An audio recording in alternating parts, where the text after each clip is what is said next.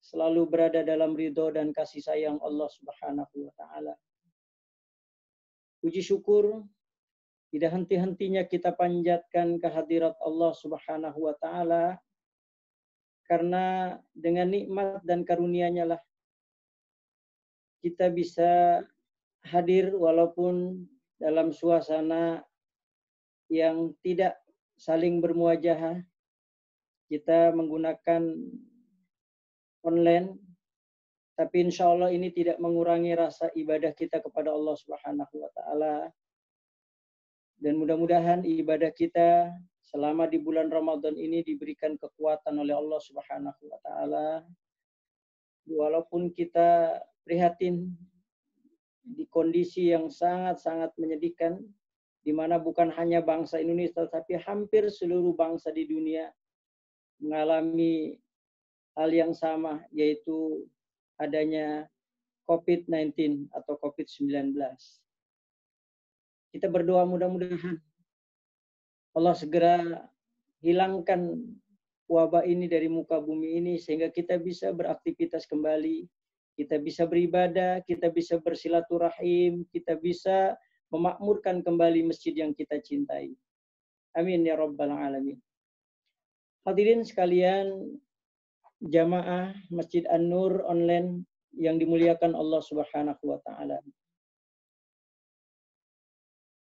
Rasulullah Shallallahu alaihi wasallam ketika beliau kedatangan bulan Ramadan, beliau selalu menampakkan wajah yang begitu indah, menampakkan wajah yang begitu sukacita, begitu bahagianya Rasulullah.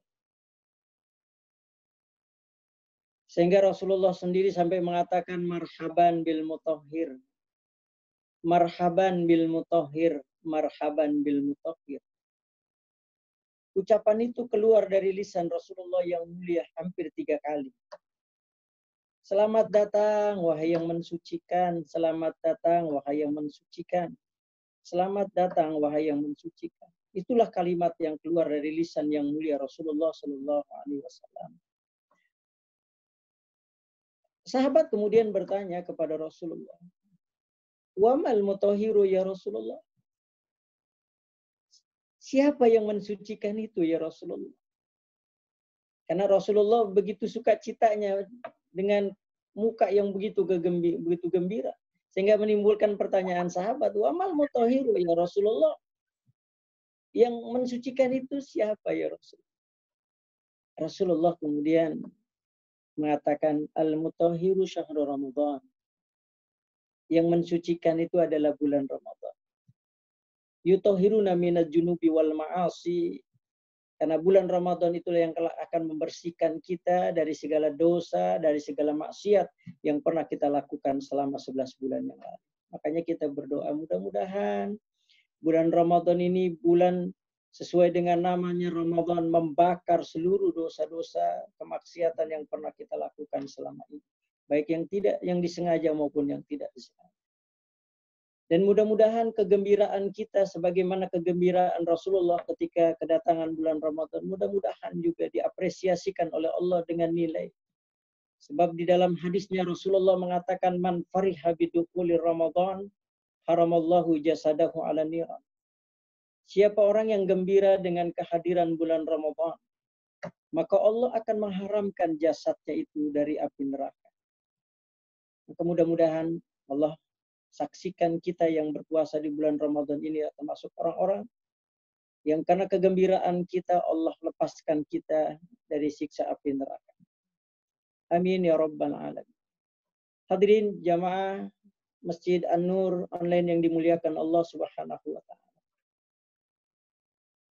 Bulan Ramadan ini bulan yang penuh dengan limpahan rahmat dan maghfirah.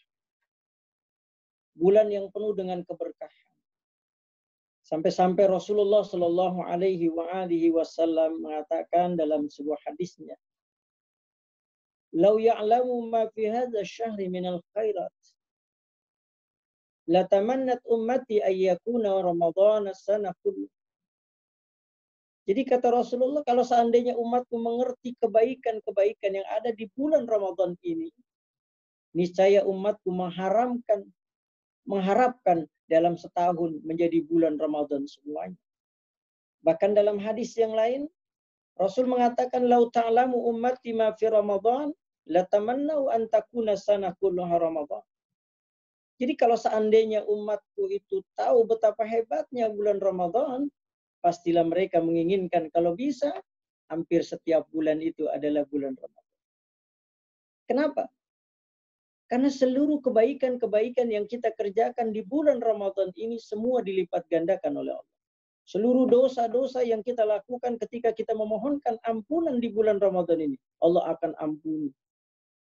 Jadi seluruh rangkaian yang kita kerjakan dalam kehidupan ini, itu dinilai ibadah oleh Allah Subhanahu wa Ta'ala. Makanya kenapa bulan Ramadan ini menjadi alasan kenapa malaikat Jibril alaihissalam ketika beliau berdialog dengan baginda Rasulullah Shallallahu Alaihi Wasallam, dari sekian banyaknya dialog malaikat Jibril alaihissalam dengan Rasulullah Shallallahu Alaihi Wasallam, malaikat pernah mengatakan, "Ya Muhammad, kalau seandainya aku diizinkan oleh Allah, diciptakan oleh Allah dalam bentuk manusia." Jadi kata malaikat, kalau seandainya Allah ciptakan aku dalam bentuk manusia, maka sungguh aku akan memohon kepada Allah agar aku dijadikan menjadi umatmu Muhammad. Begitu malaikat Jibril alaihissalam. Jadi kalau seandainya Allah ciptakan aku dalam bentuk manusia, maka aku akan mohon kepada Allah agar aku dijadikan menjadi umatmu Muhammad. Rasulullah Shallallahu Alaihi Wasallam ketika itu mengatakan, "Ya Jibril, kenapa kau menginginkan menjadi umatku? Kenapa kau tidak menginginkan jadi umatnya Nabi Ibrahim alaihissalam? Bukankah dia Khalilullah? Bukankah dia kekasih Allah? Kenapa pula kau tidak menginginkan menjadi umatnya Nabi Musa alaihissalam? Bukankah Nabiullah Musa pun kalimullah? Manusia yang diberikan kemuliaan oleh Allah, bisa bercakap-cakap dengan Allah di Bukit Tursina. Kenapa pula kau tidak menginginkan jadi umatnya Nabi Isa alaihissalam? Bukankah dia Ruhullah? Kenapa kau menginginkan jadi umatku ya Jibril?" Apa kata malaikat Jibril? "Ya Muhammad, kenapa aku menginginkan menjadi umatmu Muhammad? Karena tidak ada satupun makhluk yang diciptakan Allah yang diberikan hadiah terbesar kecuali hanya engkau Muhammad. Padahal ada 124.000 nabi, ada 314, ada 25 yang wajib kita ketahui. Tapi dari sekian nabi-nabi yang diutus oleh Allah, hanya engkau yang diberikan kemuliaan mendapatkan hadiah terbesar itu dari Allah Subhanahu wa Ta'ala."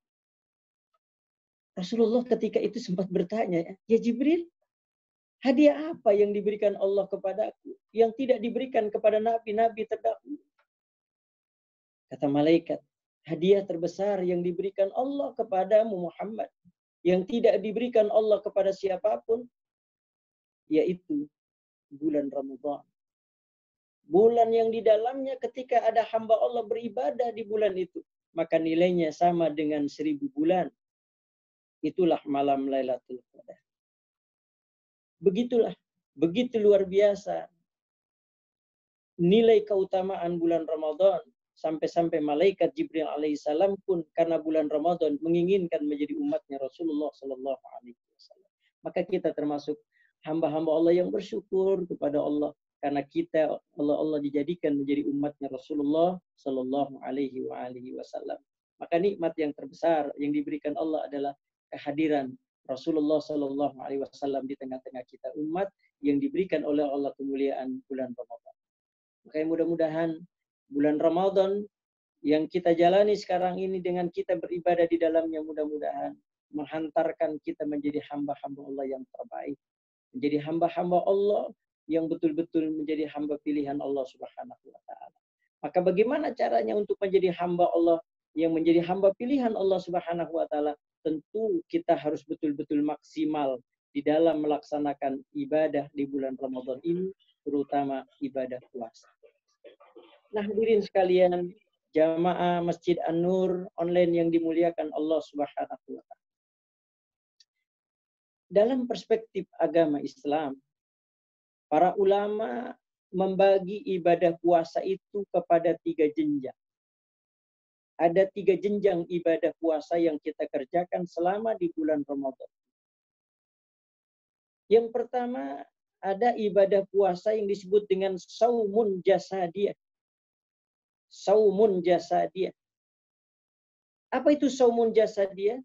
Puasa yang menitik beratkan kepada hal-hal yang bersifat fisik.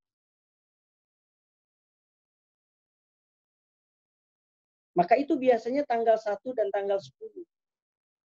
Makanya terasa betul kita sekarang ini. Mulai awal Ramadan kita berpuasa akad ada terasa rasa lelah, letih, lapar, haus dan dahaga. Karena kita sedang menjalani saumun jasadiyah. Jadi yang kita rasakan lapar, haus dan dahaga. Karena kita sedang beradaptasi dengan kondisi yang tadinya kita makan jadi tidak makan, yang tadinya kita minum jadi tidak minum. Maka tanggal 1 dan tanggal 10 disebutlah dengan saumun jasadiyah. Puasa yang menitik beratkan kepada hal-hal yang bersifat fisik. Tapi ini akan berlalu. Nah ini terakhir kita melaksanakan saumun jasadiyah tanggal 10. Ini akan berlalu ketika kita memasuki jenjang puasa yang kedua yang disebut dengan saumun nafsaniyah. Atau disebut dengan saumun nafsani. Yang kita puasakan bukan lagi hal-hal yang sifatnya zohiriyah. Yang kita puasakan bukan lagi hal-hal yang sifatnya jasadiyah. Berbeda dengan saumun jasadiyah. Puasa nafsaniyah itu lebih kepada hal-hal yang bersifat psikologis. Yang bersifat psikis. Makanya ini terjadi tanggal 10 dan tanggal 20. Besok kita sudah mulai memasuki saumun nafsaniyah. Yang kita puasakan telinga kita dari mendengar sesuatu yang Allah nggak ridho. Yang kita puasakan mata kita, yang kita puasakan hati kita, sanggup nggak kita mempuasakan hati, mata, telinga dari sesuatu yang menyebabkan batalnya nilai ibadah puasa kita? Nah ini yang Rasulullah selalu ingatkan, rubas sha'imin laisa lahu min siyamihi ilal juwal afas. Kata Rasulullah, sedikit banget orang yang berpuasa yang sungguhnya. Selebihnya mereka cuma nahan lapar, haus, tapi mereka tidak mendapatkan nilai di sisi Allah. Kam min shaimin laisa lahu min siyami ilal juwal anfas. Berapa banyak orang-orang yang berpuasa yang cuma mendapatkan lapar, haus dan dahaga, tapi nilai keutamaan puasa dia tidak pernah mendapatkannya di sisi Allah karena dia tidak mempuasakan nafsani, tidak mempuasakan dirinya secara fisiologis. Nah, ini pun akan berakhir ketika kita memasuki jenjang puasa yang ketiga, yaitu saumun ruhaniyah. Jadi puasa saumun ruhaniyah itu bukan lagi bicara tentang fisik, bukan lagi bicara tentang psikologis, kejiwaan kita. Tapi yang kita bicarakan adalah esensi dari ibadah puasa. Nah, itu biasanya tanggal 20-30. Maka Rasulullah itu selalu menghimbau masa-masa 20-30 kita sudah melakukan iktikaf. Sudah harus banyak melakukan perenungan tentang hakikat kita beribadah selama di bulan Ramadan. Karena kita sudah memasuki ranah ruhani. Sanggup nggak puasa yang kita laksanakan itu betul-betul menyentuh titik spiritual kita. Sehingga kita menjadi orang-orang yang memiliki kecerdasan sosial. Dan itu lahir dari sebuah pemikiran selama kita di bulan Ramadan, di akhir-akhir Ramadan. Kita sudah mulai tanggal 20-30 itikaf. Kita sudah mulai bertahanus di rumah. Merenung tentang hakikat diri kita. Ya Allah, ternyata memang tidak enak ya. Rasa lapar, haus, dan dahaga. Iya, kalau kita masih bisa menikmati berbuka puasa dengan segala menu makanan yang lezat. Kita bisa sahur bersama keluarga dengan makanan yang serba nikmat. Tapi bagaimana nasib orang-orang miskin? Apalagi dalam kondisi sekarang ini kita merasakan kegetiran hidup bagi orang-orang yang di bawah garis kemiskinan. Akibat korban adanya virus corona ini. Mereka sudah tidak lagi bekerja. Mereka sudah tidak lagi pergi ke kantor. Bahkan ada yang mereka di PHK, ada yang mereka dipecat, ada yang mereka lepas dari jabatannya. Terutama orang-orang yang miskin. Kita sebenarnya merasakan.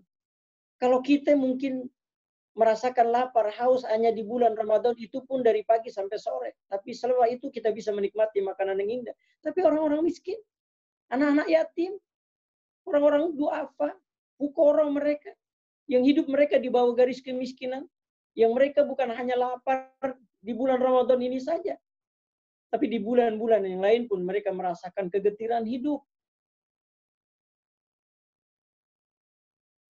Nah, dari sinilah kemudian rasa iba muncul di dalam diri kita. Rasa ingin berbagi kita kepada mereka. Nah, inilah sebuah perenungan yang Allah inginkan, yang Rasulullah inginkan, agar ibadah puasa kita betul-betul menyentuh titik kulminasi di dalam diri kita, sehingga ketika kita keluar dari bulan puasa ini, kita menjadi orang-orang yang peduli, menjadi orang-orang yang memiliki kecerdasan sosial, menjadi orang-orang yang pandai berbagi dengan orang lain. Inilah manusia yang dicintai oleh Allah Subhanahu wa taala. Makanya Rasulullah Shallallahu alaihi wasallam satu ketika dengan para sahabat beliau berkumpul. Lalu kemudian Rasulullah Shallallahu alaihi wasallam bertanya kepada mereka, "Wahai sahabatku, tahukah kalian ada hamba Allah yang Allah begitu sangat cinta kepada dirinya? Ada hamba Allah yang begitu sayang sama dirinya. Sampai kata Rasulullah, ketika si hamba ini memohon kepada Allah, tidak ada satupun permohonannya yang ditolak oleh Allah. Kalau dia minta kepada Allah, Allah ijabah permohonannya.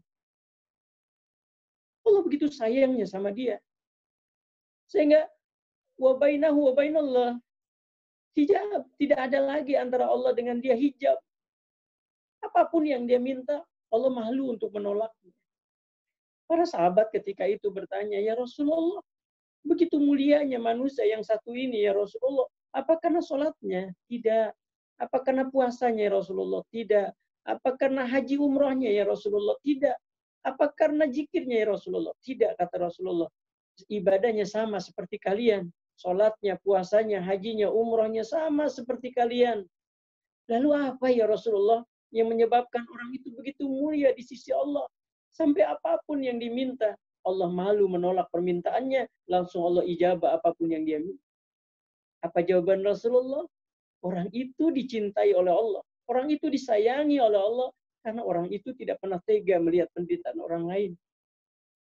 Batinnya menangis kalau ada orang-orang yang susah. Batinnya menangis kalau ada orang-orang yang papa. Batinnya menangis manakala ada orang-orang yang menangis karena kelaparan. Itulah manusia-manusia yang dicintai oleh Allah. Dan lahirnya manusia-manusia yang seperti itu adalah ketika dia mampu memahami makna di balik ibadah puasa Ramadan yang selama 1 bulan diwajibkan oleh Allah kepada kita. Maka esensi ibadah puasa sesungguhnya adalah membentuk kita menjadi manusia-manusia yang berkualitas di sisi Allah, manusia-manusia yang memiliki kecerdasan sosial yang peka terhadap penderitaan orang lain. Rasulullah Shallallahu alaihi wasallam manusia yang mulia. Manusia yang menjadikan uswah bagi kita. Bagaimana Rasulullah Shallallahu alaihi wasallam setiap kali Rasulullah Shallallahu alaihi wasallam mau tidur, Rasulullah selalu keluar rumah terlebih dahulu. Rasulullah sapa sahabatnya, "Mikdad, si fulan tetangga kita sudah makan apa belum? Mikdad, si fulan sudah makan apa belum? Mikdad, si fulan sudah makan apa belum?" Begitunya Rasulullah Shallallahu alaihi wasallam memperhatikan orang-orang yang ada di bawah garis kemiskinan. Bahkan Rasulullah Shallallahu alaihi wasallam kadang terpaksa beliau harus menahan lapar. Yang penting orang-orang di sekitar Rasulullah bisa menikmati makanan. Biarlah Rasulullah orang yang pertama kali lapar. Jangan sampai ada sahabat-sahabat yang ikut lapar. Makanya Salman Al-Farisi pernah meneteskan air mata ketika bersama dengan Rasulullah Shallallahu alaihi wasallam. Salman ketika itu dia mengadu dengan Rasulullah sambil mengatakan, "Ya Rasulullah, hari ini aku lapar ya Rasulullah. Hari ini aku lapar karena aku belum makan ya Rasulullah. Baru seteguk air pagi hari yang aku minum ya Rasulullah." Rasul melihat wajah Salman Al-Farisi pucat. Rasul betul-betul merasakan bagaimana Salman menderita karena dia belum terkena makan. Apa yang Rasulullah lakukan? Rasulullah peluk Salman Al-Farisi. Dipeluknya dengan erat seperti memeluk seorang ayah kepada anaknya. Ketika Salman dipeluk oleh Rasulullah, sambil Rasul mengatakan, sabar ya Salman, sabar ya Salman. Kita sedang diuji oleh Allah. Tidak terasa ketika Salman dipeluk oleh Rasulullah, tangan Salman menyentuh lambung Rasulullah Shallallahu Alaihi Wasallam.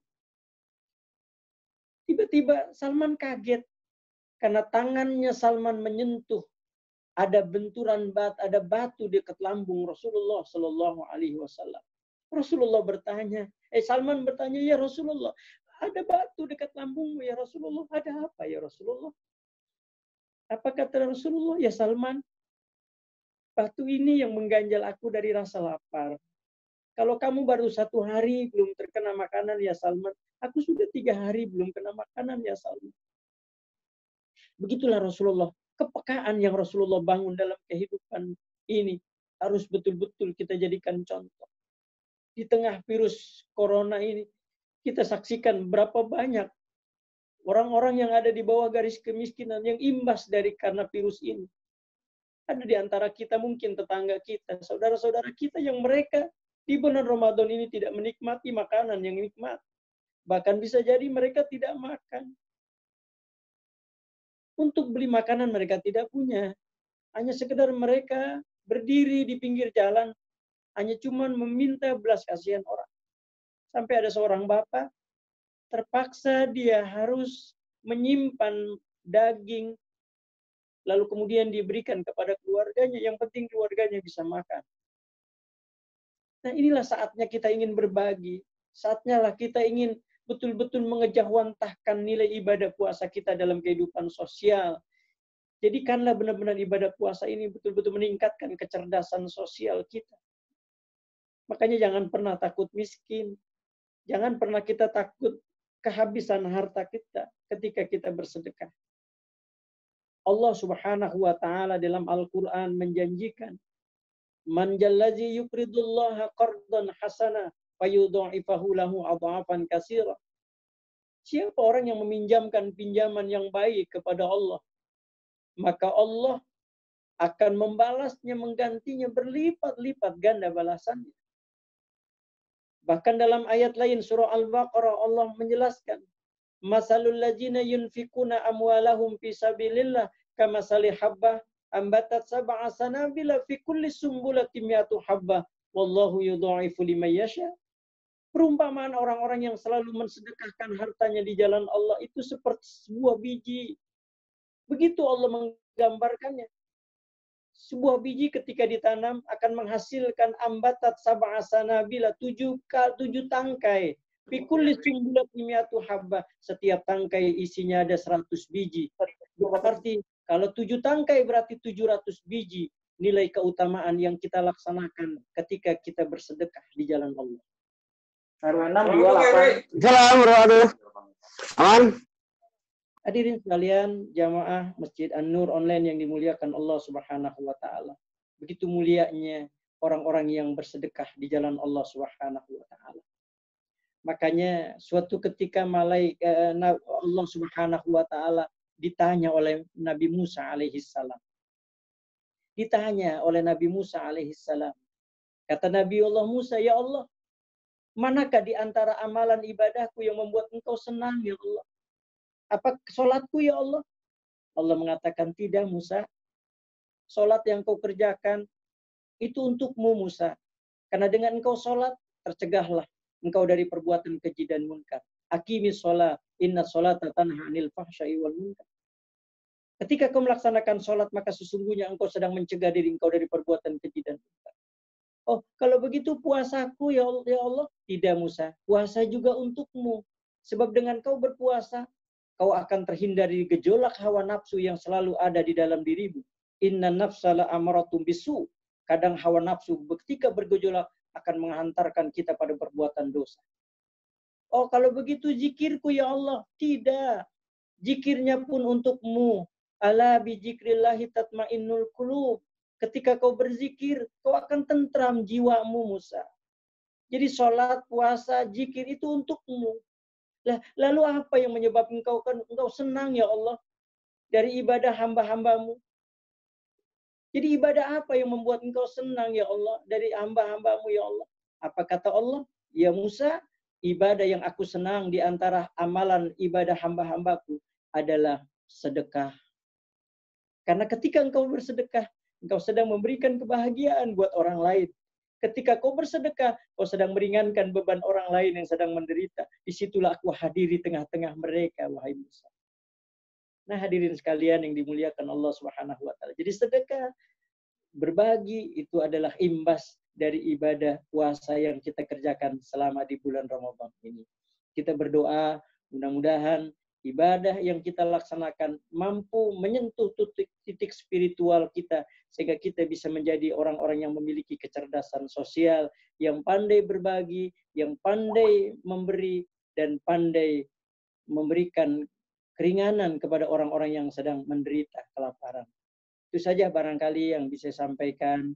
Kita selalu berdoa kepada Allah, mudah-mudahan puasa yang kita kerjakan selama di bulan Ramadan ini mampu menjadikan kita menjadi orang-orang yang Allah sebutkan dalam Al-Quran, la'allakum tattaqun, menjadi orang-orang yang punya kualitas takwa di sisi Allah Subhanahu wa taala. Ya, itu saja barangkali Pak Jamsar, Pak Rudi yang bisa sampaikan. Silakan kalau ada yang bertanya kita share. Sekali lagi mohon maaf lahir dan batin. Kita berdoa kepada Allah, mudah-mudahan virus corona ini segera berakhir dan lenyap dari muka bumi ini, sehingga kita bisa beribadah dengan nikmat di masjid. Kita bisa berzikir, kita bersilaturahim, kita bisa bekerja, kita bisa beraktivitas, dan tentunya kita bisa berkumpul kembali dengan saudara-saudara kita. Terima kasih. Maaf lahir batin. Wallahul muwaffiq ila aqwamit thoriq. Wassalamualaikum warahmatullahi wabarakatuh. Waalaikumsalam warahmatullahi wabarakatuh. Alhamdulillah, terima kasih Ustadz atas materi. Waalaikumsalam warahmatullahi wabarakatuh, Ustadz. Dipersilakan selanjutnya kepada Ibu dan Bapak para jamaah yang ingin ada sesuatu hal yang ingin didiskusikan atau ditanyakan, dipersilakan langsung bisa unmute mikrofonnya dan ditanyakan langsung kepada Ustadz. Ya, dipersilakan.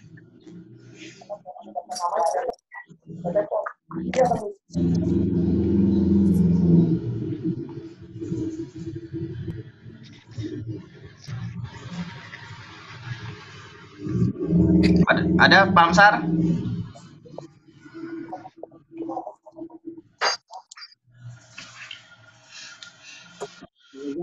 Pak Rudi? Halo,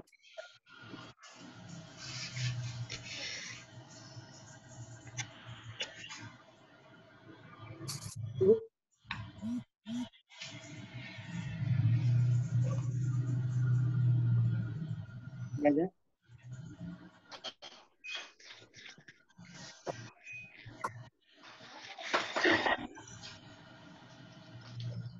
Pak Rudi, ada yang ingin ditanyakan atau didiskusikan?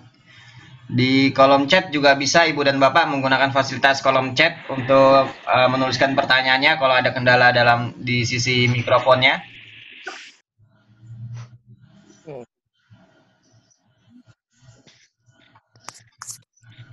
Cukup jelas nggak? Tadi jelas Ustadz. Taruh Ustadz. Ada. Oke Ustadz, ini ada pertanyaan dari Pak Rudi di kolom chat. Assalamualaikum, mohon izin bertanya Ustadz, bagaimana peran masjid dalam kondisi saat ini di mana banyak orang yang membutuhkan bantuan? Ya. Banyak yang bisa dilakukan oleh pengurus masjid dalam rangka menjadikan masjid bukan hanya sisi spiritual saja, tapi sisi ibadah sosial. Yang pertama, masjid bisa mengakomodir seluruh jamaah untuk memberikan bantuan bagi orang-orang yang sedang membutuhkan bantuan. Bisa dibuat semacam kayak milah misalnya gitu ya, atau panitia memberikan bantuan kepada orang-orang yang terkena bencana virus corona ini. Ya, orang-orang yang di PHK, orang-orang yang kehilangan pekerjaan, yang mungkin yang biasa dagang, sudah tidak bisa lagi bekerja, bisa memberikan fasilitas dengan cara apa? Mengumpulkan dana-dana yang ada dari jamaah, lalu kemudian disalurkan kepada mereka. di pondok pesantren itu kita ikut juga memberikan bantuan gitu ya kepada masyarakat yang memang tidak mampu, walaupun hanya sekedar beras misalnya 5 liter, misalnya seperti itu. Banyak hal-hal yang bisa dilakukan oleh pengurus masjid. Seperti itu Pak Jirudi. Ya. Ada tambahan Ustadz, di satu sisi banyak pengurus yang tidak bisa aktif Ustadz dalam kondisi seperti ini. Jadi di sisi lain banyak pengurus yang tidak aktif karena banyak yang lebih memilih tinggal di rumah. Aktifan itu tidak harus selalu datang ke masjid. Ya. Misalnya kan sekarang sudah canggih kan. Kita sudah ada grup, misalnya grup Masjid An-Nur Perdata misalnya. Dengan kan sebenarnya bagi mereka-mereka yang peduli dengan kondisi sekarang ini. Jadi ketua panitia dalam pengumpulan dana untuk diberikan kepada orang-orang yang memang membutuhkan misalnya gitu. Kan bisa transfer dan lagi sebagainya. Jadi mudah sekali kondisi seperti ini, berbeda dengan dulu yang harus datang dan sebagainya. Saya kira tinggal kita himbau saja melalui grup bagi mereka-mereka yang memang ingin berbagi kepada orang-orang yang memang terkena COVID-19 ini. Gitu.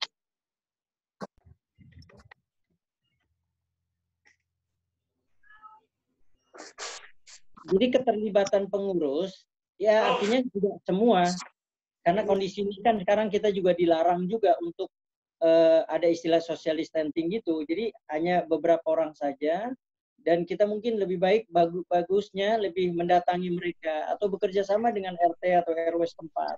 Tidak mesti kita kemudian mengumpulkan orang banyak datang ke masjid karena kondisinya memang tidak memungkinkan seperti sekarang ini. Gitu. Kalau dulu mungkin kita bisa undang mereka untuk bisa datang ke masjid, tapi sekarang kondisinya memang kurang baik. Lebih baik kita datangi mereka satu-satu, bisa bantuan dengan petugas, RT, atau sekarang ini kan ada satgas dan sebagainya. Seperti itu. Ya, Pak Rudi. Baik, terima kasih Ustadz atas penjelasannya.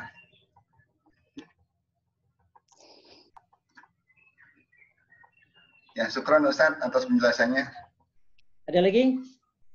Ya, kita mudah-mudahan lah ya cepat selesai ini virus.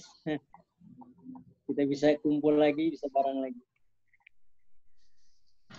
Itu kan? Ada lagi yang disampaikan? Jelas apa yang saya sampaikan, Pak Rudi, semuanya, Pak Jamsar?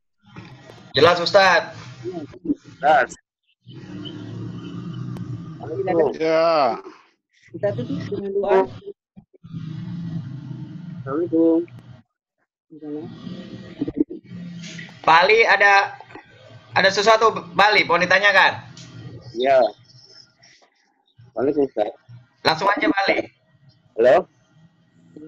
Ya langsung aja Bali, jelas Bali. Memang saat sekarang ini kita butuh kerjasama di masyarakat karena memang di masyarakat banyak yang oleh bansos terancam kelaparan karena mereka sudah tidak bisa kerja dan tidak bisa pulang, dan data mereka karena mereka di sini tinggalnya itu tidak permanen, itu belum masuk pada data awal di pemerintah. Dan saat sekarang mereka sudah lapar. Maka sekarang kita harus sama-sama bergerak membantu, jangan sampai di tempat kita ada yang kelaparan, Ustadz. Mungkin gitu, Ustadz. Maksudnya jangan ada yang kelaparan? Iya.